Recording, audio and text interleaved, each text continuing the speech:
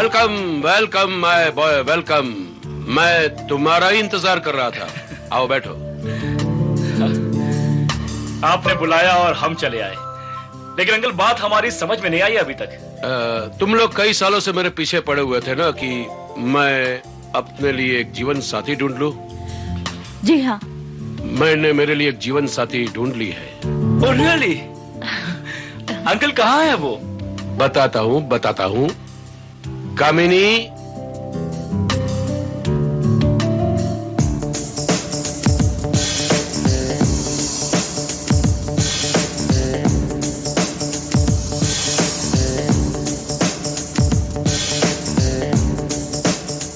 कामिनी ये है मेरा भतीजा धर्मेश और Hello. उसकी वाइफ नंदिनी, और ये है कामिनी।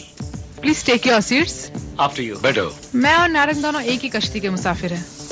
दोनों अकेले हैं, एक दूसरे के अकेलेपन के साथी हैं। इसलिए हम दोनों ने शादी करने का फैसला कर लिया है। अरे ये तो आप लोगों ने बहुत ही अच्छा किया।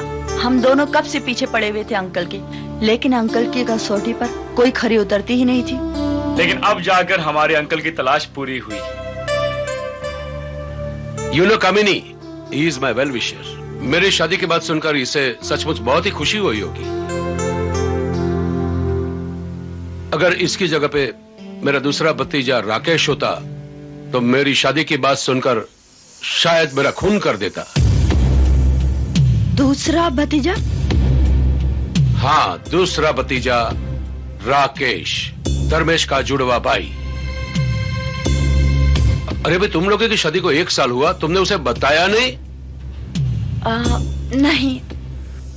लेकिन अच्छा ही हुआ उसने तुम्हें बताया नहीं। वो बचपन से क्रिमिनल माइंडेड था।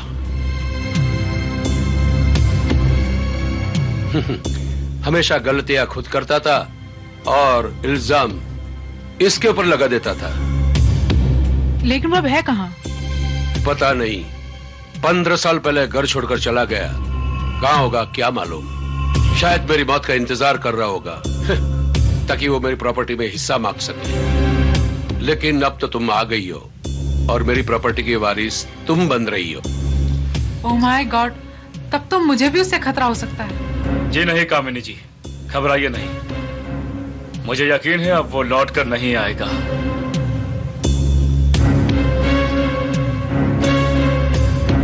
कभी नहीं आएगा।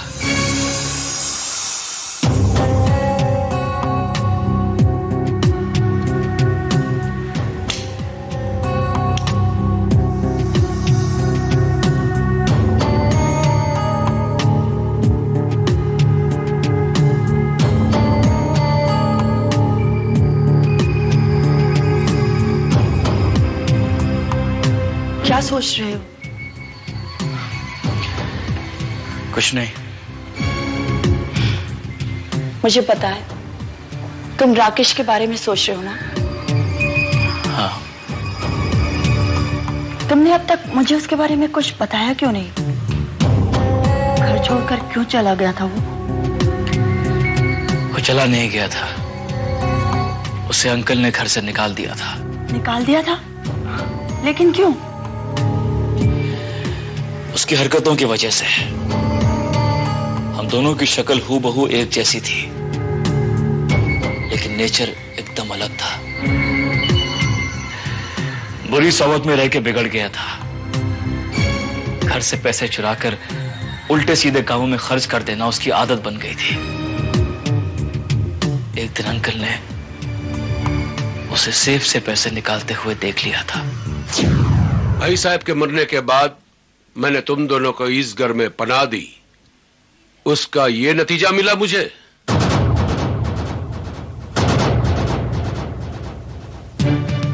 मेरी सेफ से 10,000 रुपये गायब है। किसने लिए वो रुपये? धर्मेश? नहीं अंकल, वो रुपये हमने नहीं लिए। हम उस रुपयों का क्या करेंगे? राकेश? नहीं अंकल, आपकी कसम, मैंने वो रुपये नहीं लिए। नालायक! मेरी झूठी कसम खाता है।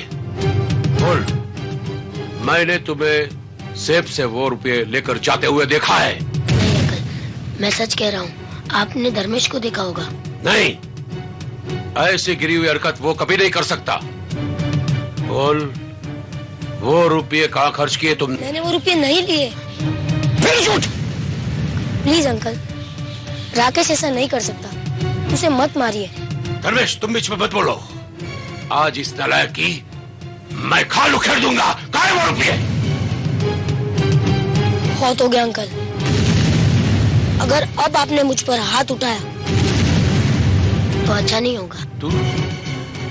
तू मुझे आंखें दिखाता है? हाँ? निकल जा मेरे घर से, और फिर कभी तेरी शक्ल मुझे मत दिखाना, समझा? राकेश मेरी बात तो सुन।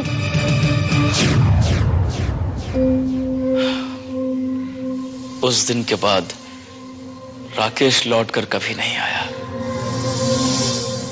क्या वाकई तुम दोनों की शक्ल इतनी मिलती थी कि अंकल भी धोखा खा जाते थे? ऑफ कोर्स, हम दोनों जुड़वा हैं, हूबहू एक जैसी शक्ल है हमारी। यानी कि अगर वो मेरे सामने आ जाए तो मैं भी धोखा खा सकती हूँ।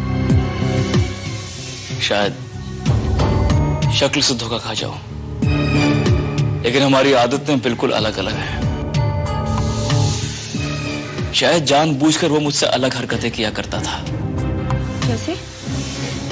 जैसे कि मैं सारे काम दाएं हाथ से करता हूं, वो अपने सारे काम बाएं हाथ से करता है।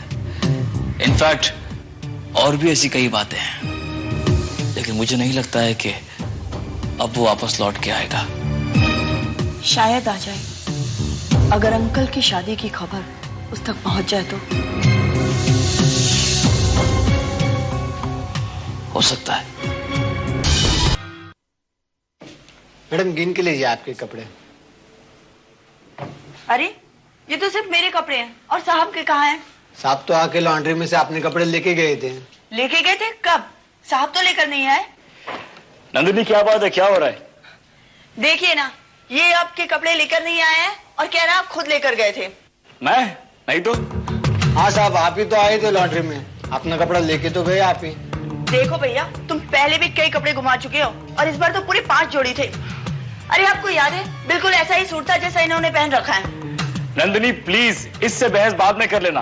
फ्लाइट के लिए टाइम हो रहा है, मीटिंग बहुत इंपॉर्टेंट है मेरे लिए, और फाइल भी नहीं मिल रही मेरी। ठीक है भैया, तुम जाओ, मैं तुमसे बाद में बात करूंगी।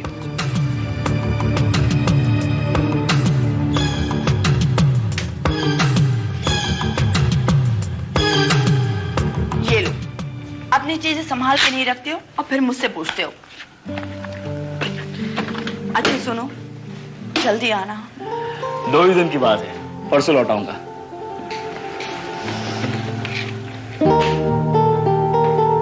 Okay bye.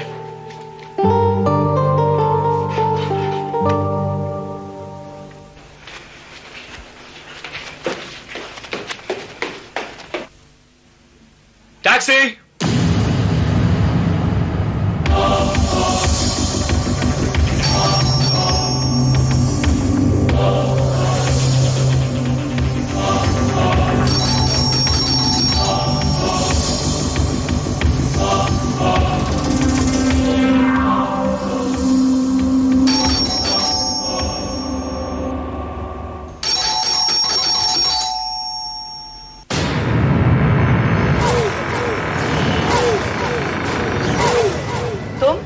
वापस आ गए? हाँ, वापस आ गया। क्या हुआ? फ्लाइट मिस हो गई? फ्लाइट? नहीं तो। तो फिर क्या हुआ? तुम तो कह रहे थे तुम्हारी कोई अर्जेंट मीटिंग है। मीटिंग? हाँ, मीटिंग थी, लेकिन अब मीटिंग ही कैंसिल हो गई। मुझे एक्चुअली एयरपोर्ट पे फोन आ गया था, तो मैंने टिकट कैंसिल करवा दी। क्या बात है, तुम बड़े थके हुए लग रहे हो। नहीं तो डार्लिंग, मुझे कॉफी मिलेगी? कॉफी तो है नहीं, तुम कभी कॉफी पीते नहीं, इसलिए। कोई बात नहीं, चाय चलेगी।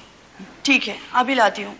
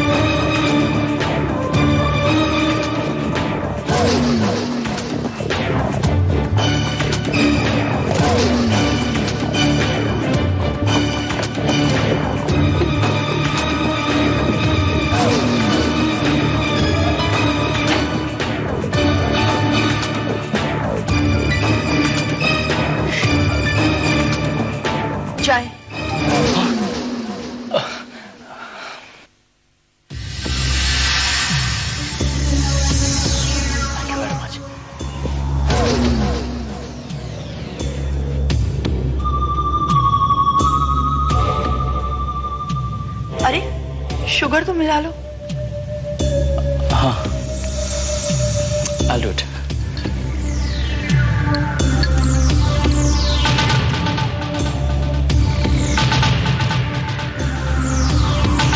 क्या बात है, इतने परेशान क्यों?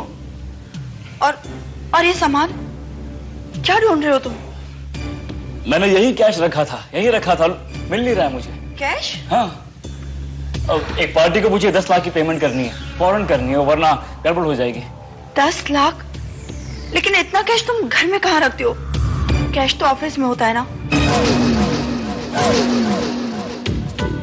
ऑफिस में?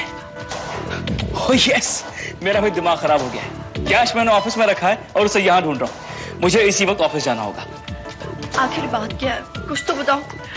डार्लिंग, तुम नहीं समझोगी। फौरन 10 लाख की पेमेंट नहीं की ना तो गड़बड़ हो जाएगी। मैं ऑफिस जाके आता हूँ। ओके?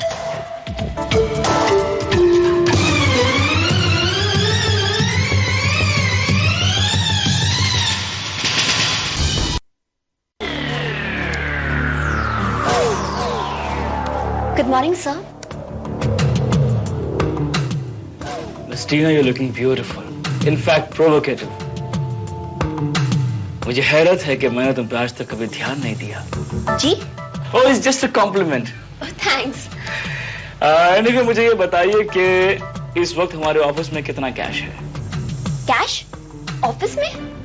ऑफिस में तो कैश होने का सवाल ही नहीं होता सर, क्योंकि आपने तो कहा था जब ग्राउंड फ्लोर पर बैंक है तो ऑफिस में कैश रखने का क्या मतलब? एक्चुअली मैं यही जानना चाहता था कि मेरे इंस्ट्रक्शंस फॉलो हो रहे हैं या नहीं हो रहे हैं। And I am very happy कि आप लोग इंस्ट्रक्शंस फॉलो कर रहे हैं। एनीवे मिस टीना, एक 10 लाख का चेक बनाइए और उसे विड्रॉ करवाइए इमीडिएटली। एक अर्जेंट पेमेंट करनी है। 10 लाख? लेकिन सर 10 लाख तो हमारे अकाउंट में होंगे ही नहीं, क्योंकि 65 लाख का चेक जो हमें कल ही मिला था उसके अगेंस्ट तो ऑलरेडी चेक इशू हो चुके हैं, और जो 49 लाख का चेक है जो हमें आज ही हमने जमा करवाया है वो तो उसकी क्लियरिंग में तो 2 दिन लग जाएंगे। इनफ। तुमसे अकाउंट की डिटेल नहीं मांगी मैंने। Go to your seat. Oh, I am sorry sir.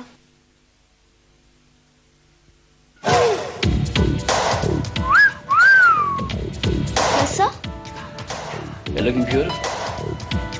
Thank you sir.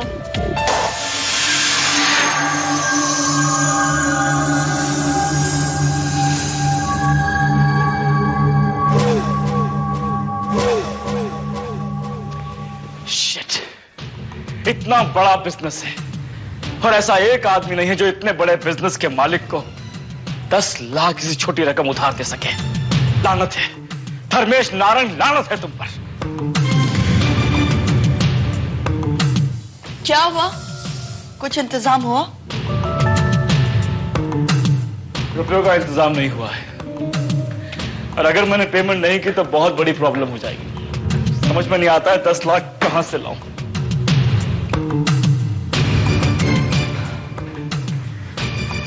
तुम अंकल से क्यों नहीं मांग लेते? अंकल से? हाँ, मुझे पूरा यकीन है वो तुम्हें ना नहीं करेंगे। नहीं डार्लिंग, मानो उनके पास बहुत पैसा है, लेकिन मैं उनके सामने हाथ फैलाने नहीं जाऊंगा, कभी नहीं। अच्छा, जैसी तुम्हारी मर्जी। खाना लगा दो? नहीं, मैं बाहर से खा के आ रहा हूं। तुम खाना खा लो और सो जाओ, मुझे कुछ काम है।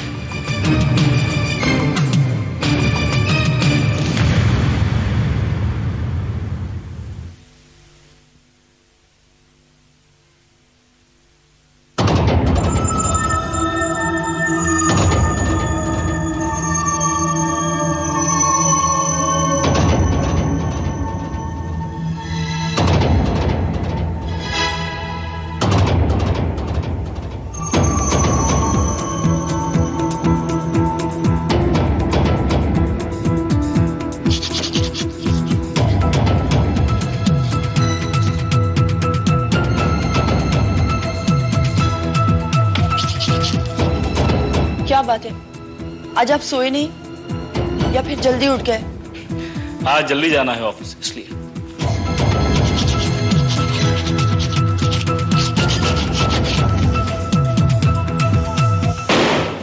जैसे मैं अपने सारे काम दाएं हाथ से करता हूं, वो अपने सारे काम बाएं हाथ से करता है। इनफैक्ट और भी ऐसी कई बातें हैं। नंदिनी देखो तो किसका फोन है।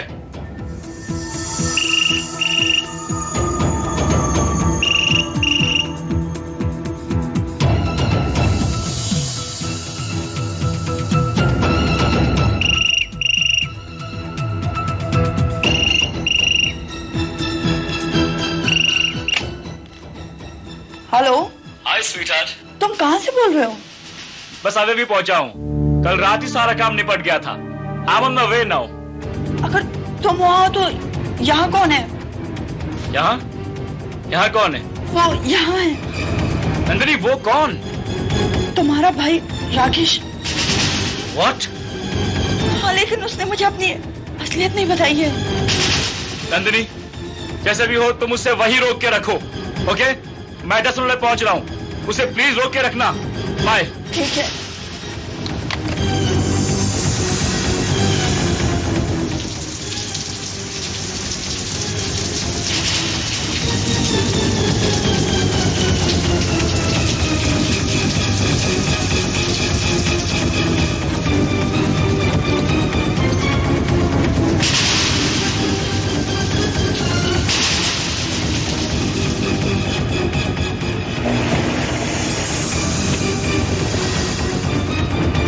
रख लो।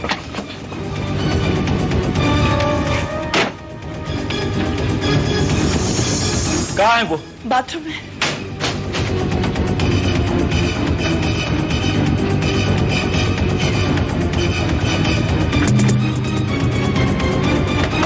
राकेश, दरवाजा खोलो राकेश।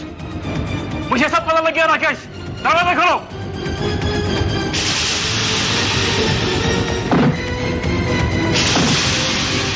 हैमर लेके आओ, हैमर लेके आओ।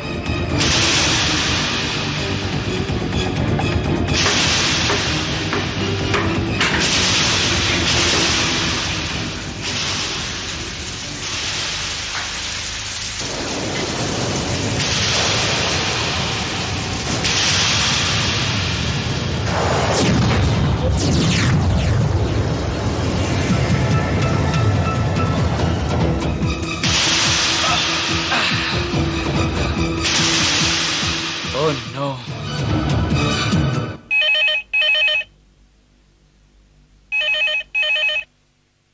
हेलो। हेलो अंकल, मैं धर्मेश बोल रहा हूँ। अरे Dharmesh, my son, how are you? हाँ ठीक हूँ, लेकिन लेकिन क्या? Any problem? अंकल वो वापस आ गया अंकल। वो कौन? कौन वापस आ गया? राकेश। राकेश? हाँ अंकल, वो मेरे घर आया था और नंदिनी बता रही थी कि उसे 10 लाख रुपयों की जरूरत थी, शायद इसीलिए वो आया था। वो लेकिन अंकल अजीब बात यह है कि वो यहाँ धर्मेश बनकर आया था। उसने अपनी असलियत नहीं बताई अंकल, यही बात मुझे परेशान कर रही है। लेकिन उसने ऐसा क्यों किया? पता नहीं अंकल, मेरी समझ में कुछ नहीं आ रहा है। देखिए अंकल, हो सकता है पैसों के लिए वो आपके पास भी आए। प्लीज अंकल उससे कुछ मत कहना। लेकिन अंकल देखिए ना कि हो सकता है उसे पैसों की जरूरत हो, वो वाकई प्रॉब्लम में हो। मैं समझाऊंगा उसे अंकल। अगर वो आपके पास आए ना तो उसे रोक के रखना। मैं वहीं आ रहा हूँ अंकल, मैं वहीं आ रहा हूँ। अब क्या होगा?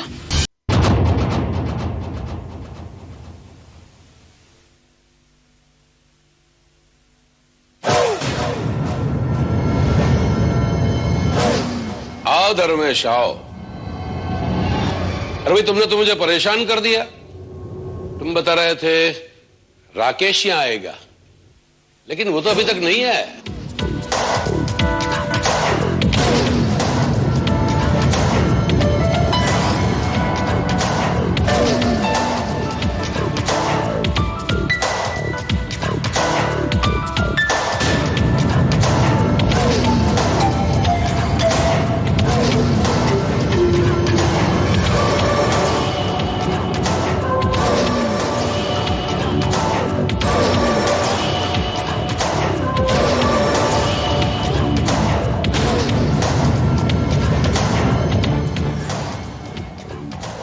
मगर मैं तो आ गया।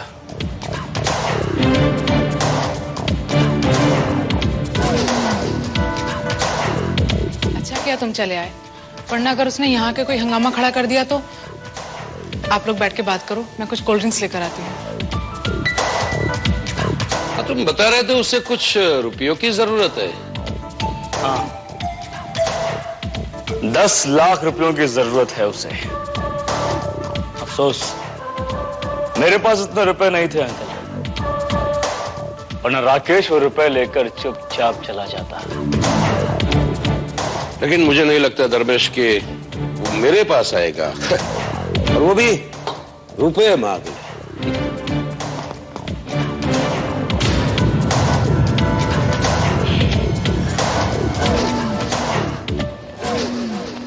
आपके पास रुपया मांगने तो वो नहीं आएगा। मुझे लगता है दोबारा वो मुझसे ही कांटेक्ट करेगा।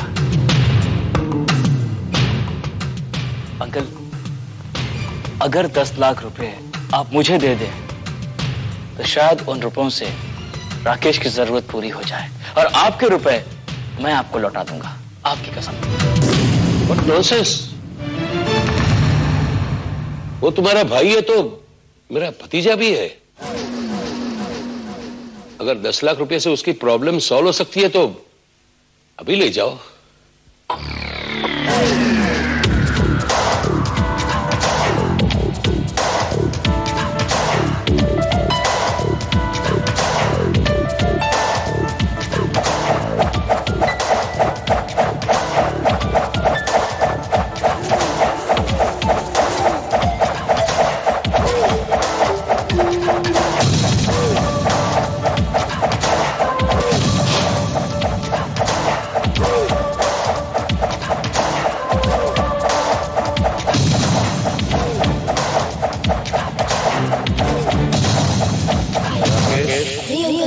आपकी मैंने रुपए नहीं लिए और आपके रुपए मैं आपको लौटा दूंगा, आपकी कसम।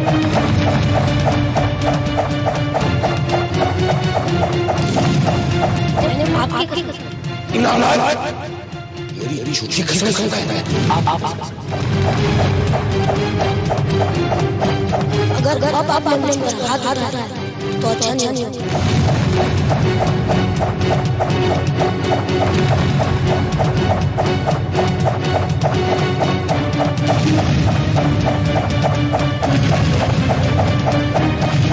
राकेश,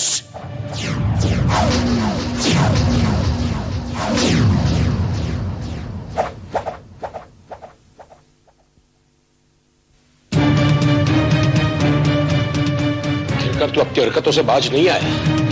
एक बार तूने धर्मेश की आड़ लेकर मुझे धोखा देने की कोशिश की थी। तूने क्या सोचा मैं धोखा खा जाऊंगा? एक बात सुन ले राकेश, नारंग सब कुछ बर्दाश्त कर सकता है लेकिन धोखा कभी बर्दाश्त नहीं कर सकता। अब मैं तुझे 10 लाख तो क्या फूटी कौड़ी में नहीं दूंगा।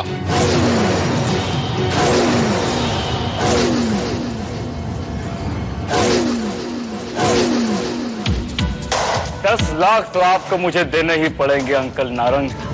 अगर मैं ना दूं तो? मुझे मांगने की आदत नहीं है। जो चीज मुझे चाहिए वो मैं छीन लेता हूं। तुझे धमकी दे रहा है? चला गोली, चला गोली।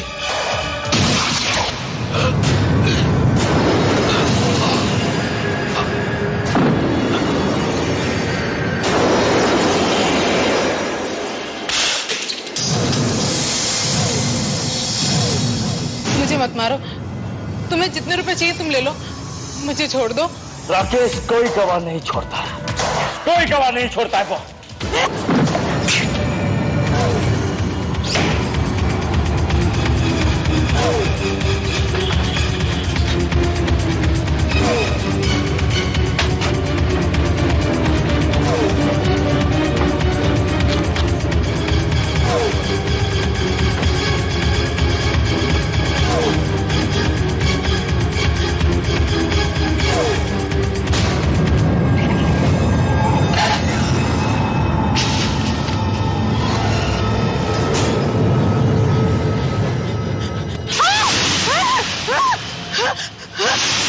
कामिनी जी डरिए मत, मैं धर्मेश हूं। कामिनी जी होश में आइए, होश में आइए, मैं धर्मेश हूं। धर्मेश, उसने तुम्हारे अंकल को मार डाला। किसने? राकेश ने। What?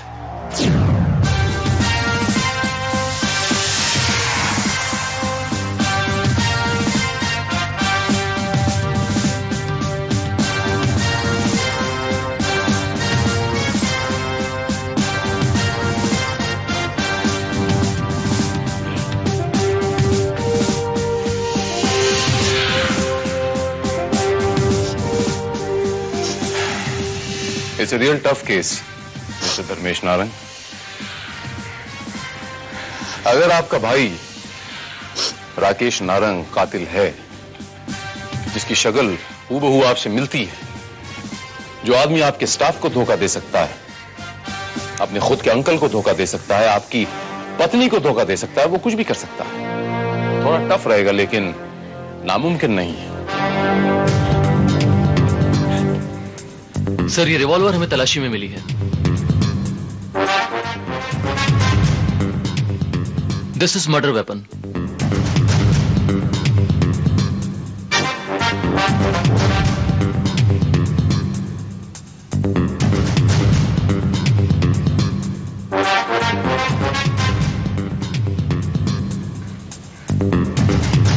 ये रिवॉल्वर राकेश का ही है। इस रिवॉल्वर से उसने उन पर गोली चलाई थी। अगर ये राकेश की है तो यकीनन इस पर उसकी उंगलियों के निशान होंगे। फिंगरप्रिंट्स नहीं मिलेंगे क्योंकि उसने उन्हीं दस्ताने पहने हुए थे। अगर उसने दस्ताने पहन रखे थे तो इसके मायने ये हुए कि वो कत्ल करने के मूड से ही आया था।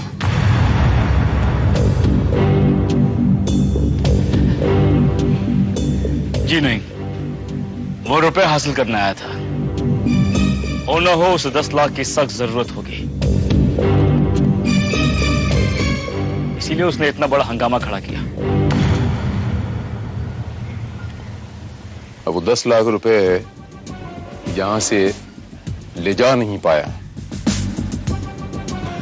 हो सकता है कि वो उन 10 लाख रुपयों के लिए आपको कांटेक्ट करने की कोशिश करे और जैसे ही वो आपको कांटेक्ट करेगा आप हमें इत्तला करेंगे। जी जी थैंक यू। Most welcome. हाँ, वो आपका भाई है लेकिन अभी वो एक कातिल है। उसने आपके अंकल का खून किया है। ओके?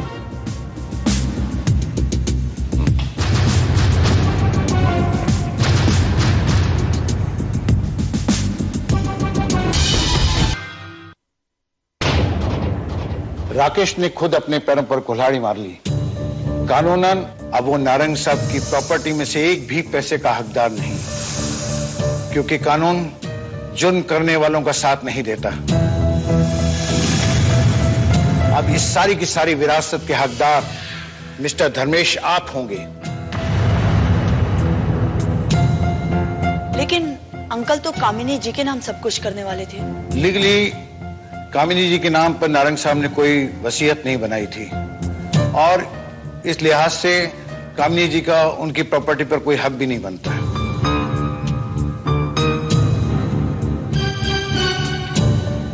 बट वकील साहब, मुझे लगता है कि अंकल की इच्छा का मान करते हुए कामिनी जी को भी हिस्सा मिलना चाहिए। उन्हें आप 2% दे दीजिए। देखिए, एक बार तो सारी की सारी प्रॉपर्टी आपको टेक ओवर करनी पड़ेगी। फिलहाल आप इस फॉर्म पर साइन कर दीजिए, उसके बाद आप जो चाहें वो कर सकते हैं। जी।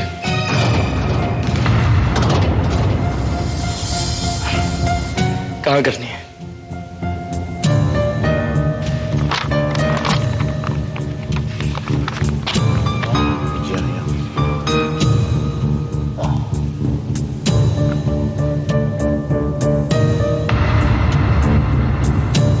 Thanks mister Dharmesh.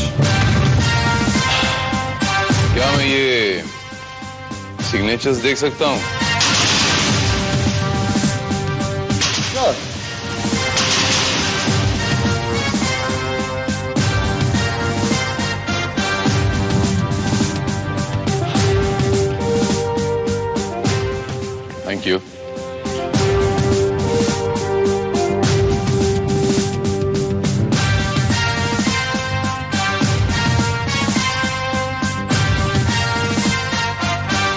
D Narang.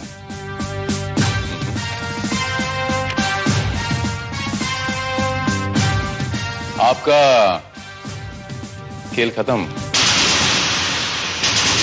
Mister Rakesh Narang. Rakesh, inspector आपको धोखा हुआ है। मैं धर्मेश नारंग हूं, धर्मेश नारंग। धोखा हो जाता, धोखा हो जाता अगर धर्मेश नारंग अपने सिग्नेचर्स ना बदलता तो। कामिनी जी,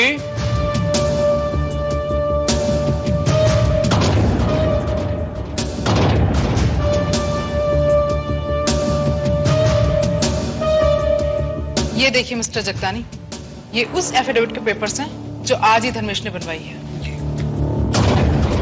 she is lying, she is lying inspector. मैंने सिग्नेचर नहीं बदले हैं। आपने थोड़े ना बदले राकेश बाबू, असली धर्मेश नारंग ने बदले हैं, जिसे अगवा करके आप उसकी जगह लेने की कोशिश कर रहे थे, लेकिन वो आपके चुंगल से बच निकला। आपका सारा का सारा प्लान चौपट हो गया। ये आप क्या कह रहे हैं? वो इस वक्त मेरे घर में मौजूद है। बकवास है, बकवास है, झूठ है ये। इस औरत की मन गलत कहानी है। ऐसे किसी भी इंसान का वजूद हो ही नहीं सकता है। क्यों नहीं हो सकता? क्यों नहीं हो सकता राकेश बाबू? धर्मेश नारंग का कामिनी जी के घर में मौजूद होना इस बात का सबसे बड़ा सबूत है कि धर्मेश नारंग वहां मौजूद है। आप राकेश नारंग है, वो धर्मेश नारंग वहां मौजूद नहीं है। धर्मेश नारंग तो मैं हूं यार, धर्मेश नारंग मैं हूं। तुम राकेश हो, राकेश नारंग, अपने अंकल नारंग के खूनी, हत्यारे, मर्डरर। चिल्लाकर तुम सच को झूठ साबित नहीं कर सकते मिस्टर राकेश नारंग। कामिनी जी के घर में जो मौजूद है वो धर्मेश नारंग है, आप राकेश नारंग है। आप राकेश नारंग है, राकेश मैं एक बार नहीं, 100 बार नहीं, 1000 बार बोलूंगा, आप राकेश नारंग एक्सेप्टेड। मैं राकेश नारंग नहीं हूं, नहीं हूं, नहीं हूं। तो राकेश कहां है? उससे मैंने बचपन नहीं मार डाला था। There you are.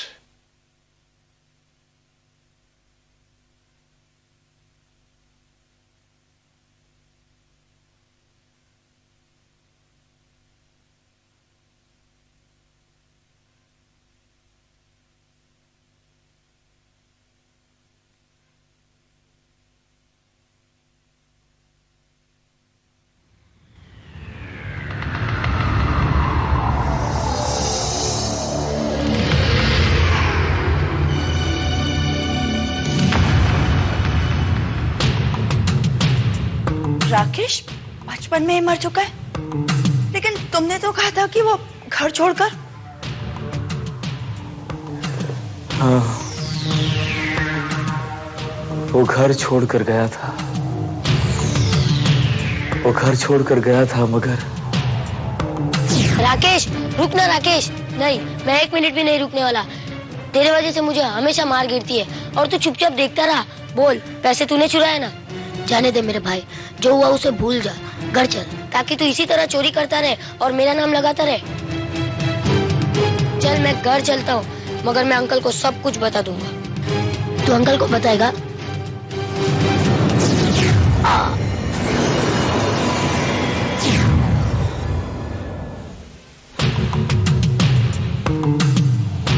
राकेश की मौत एक हादसा था, एक दुर्घटना थी, लेकिन मैं खुद को दोषी मानता रहा। इसीलिए ये बात मैंने किसी को नहीं बताई।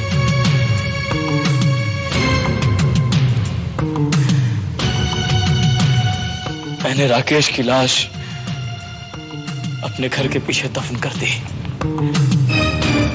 और ये राज मेरे सीने में दफन होकर रह गया। और इसी राज का आपने बखूबी फायदा उठाया।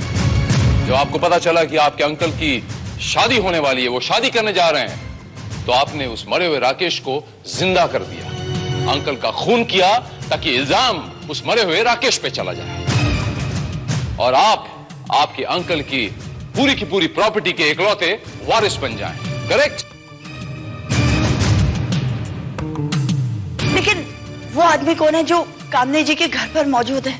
वो कोई नहीं था नंदिनी जी। वो हमारी तरफ से इनसे सच उगलवाने के लिए एक साइकोलॉजिकल ट्रीटमेंट थी, मानसिक दबाव। क्योंकि ये अच्छी तरह जानते थे कि इनका कोई हमशक्ल तो है ही नहीं। यानी आप पहले से जानते थे? जी हाँ वकील बाबू, हम पहले से ही जानते थे। शक तो मुझे उसी दिन हुआ जिस दिन धर्मेश के हाथों में मैंने वो अंगूठी में वो दस्ताने का धागा देखा, वो ऊन का धागा। Thank you mister Dharmesh Narayan.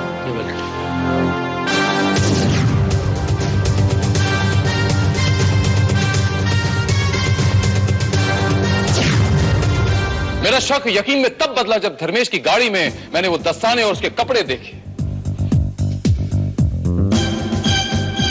मैं तो इसे बहुत पहले अरेस्ट करना चाहता था, लेकिन जब तक इसके जुड़वा भाई का राज नहीं पता चलता मैं इसे अरेस्ट कैसे करता। इसीलिए इंस्पेक्टर भारत के कहने पर मैंने नाटक किया है। नाटक तो इन्होंने भी बहुत अच्छा खेला। दो किरदारों का नाटक, डबल रोल, बहुत डिफिकल्ट है। नाटक कोई भी हो, कैसा भी हो, धर्मेश बाबू, उसका पर्दा एक ना एक दिन जरूर गिरता है। पर्दा तो मैंने भी आपके नाटक का गिरा दिया धर्मेश बाबू।